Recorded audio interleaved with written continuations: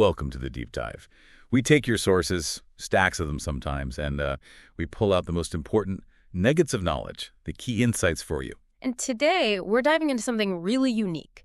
It's excerpts from these fascinating documents called Crown of Midnight. Right, not your typical history text at all. These are detailed accounts, almost like field reports, that really pull back the curtain on this powerful empire, Adarlan, and we see it all through the eyes of, well, its most lethal operative. Yeah, and what's so compelling, I think, is how these documents show this world where power is just absolute. And secrets. Secrets are basically currency.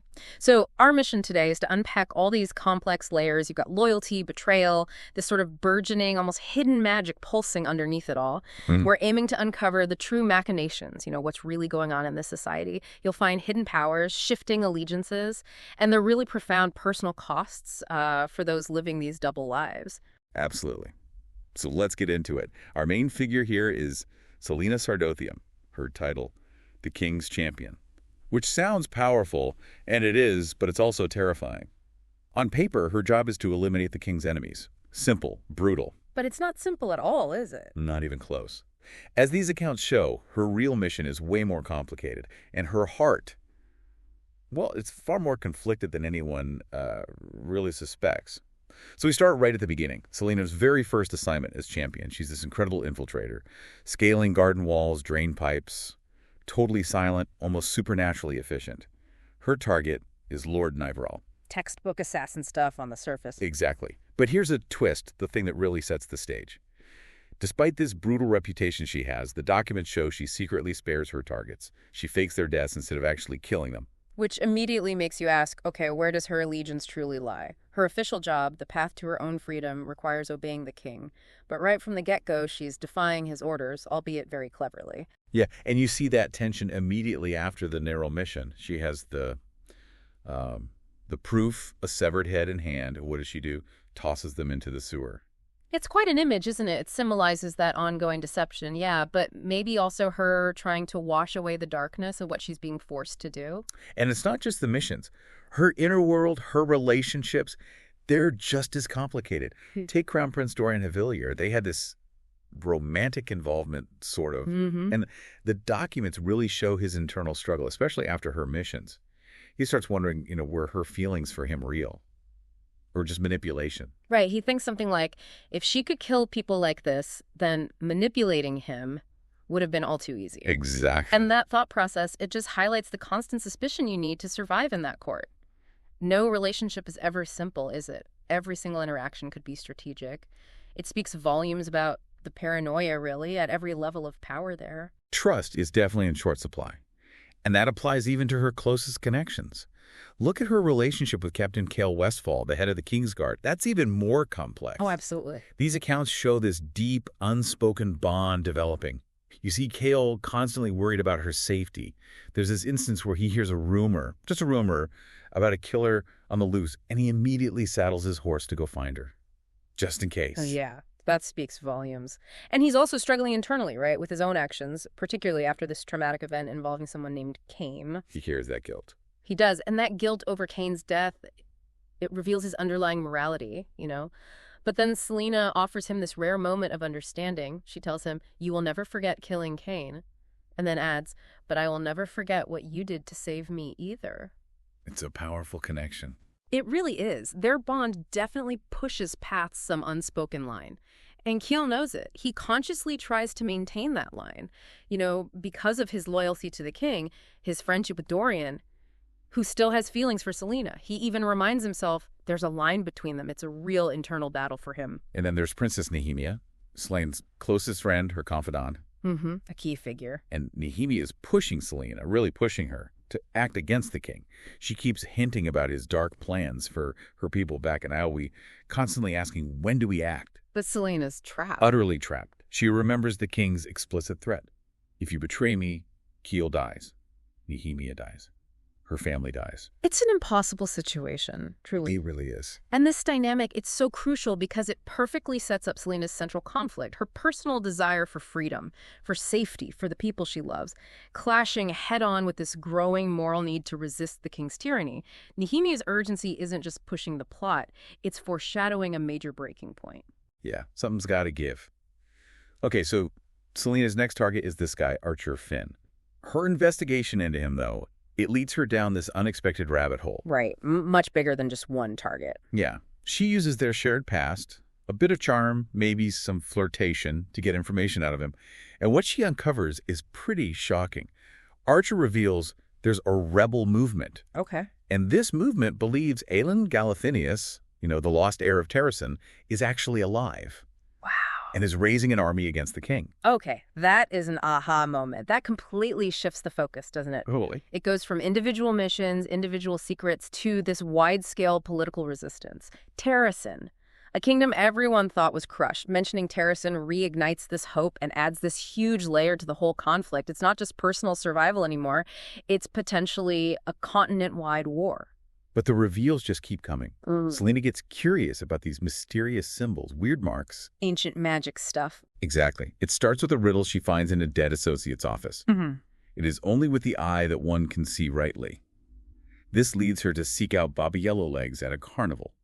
An enigmatic figure, to say the least. Baba Yellowlegs. Yeah, one of the Iron Teeth witches. Known for their dark, ancient, pretty terrifying magic. And she gives Celaena these cryptic hints about something called weird keys. Weird keys. Yeah, apparently these ancient artifacts of immense, raw power. And Yellowlegs confirms something huge. Magic wasn't just outlawed by the king. It was actively, systematically suppressed, eradicated. Whoa. And here's where it gets really interesting. Baba Yellowlegs reveals that Prince Dorian himself has visited her. Dorian. Why? With his own interesting questions about magic. Yeah. It strongly hints that Dorian might have these burgeoning, uncontrolled magical abilities himself. Within the royal family. Right. Suggesting this deep personal connection to the very power the king has tried so desperately to stamp out, maybe even in his own bloodline. Okay, so let's try and pull this together. What does all this imply about the king's power? Well, it suggests his control isn't just military might. It seems intrinsically tied to suppressing magic. And then there's that discovery in the library catacombs. This terrifying creature, human-hearted, the text says. Yeah, that's deeply unsettling. And Celaena realizes it's connected to the king and to these wired keys. It confirms he's doing these horrifying experiments. So he's not just conquering lands. He's literally twisting life itself, maybe trying to forge new monstrous weapons using this forbidden power. It paints a really chilling picture of his rule, doesn't it? It really does. This isn't just a tyrant. He's becoming a force of unnatural creation, blurring the lines between life and, weapon. That's far more sinister. Amidst all this darkness, though, there's this deepening connection between Celaena and Chaol. It kind of reaches a peak on his birthday. She surprises him with this magical dinner in a greenhouse. Evoking a legendary Fey garden, right? That's significant. Very significant. It's this incredibly intimate moment. Their emotional connection is just undeniable. Chaol even declares he'd go anywhere with her. He says, no one has ever done anything like this for me. It's a moment of pure vulnerability, isn't it? A glimpse of hope, maybe normalcy in their incredibly dangerous lives. It's like a breath of fresh air. Yeah, a beautiful, fragile anchor. But as often happens in these accounts, this happiness is tragically short-lived. Yeah. It almost serves to make the blow that follows even more devastating. And it's a brutal blow. Nehemia is assassinated. Ooh. And the documents reveal it was this meticulously planned setup. Chaol was unknowingly used to keep Celaena away. He was told there was an anonymous threat to Nehemia, instructed by the king himself to keep her safe. Yeah. Which meant keeping her isolated. The king completely played them both. Yeah. Ruthless. Utterly. And that sequence, it just powerfully demonstrates the king's cunning, Chaol's reaction, his raw distress, and Celaena's initial reaction, pure, unbridled rage. Blaming Chaol, lashing out violently, she almost kills him. Screaming things like, "You will never be my friend. You will always be my enemy." Yeah.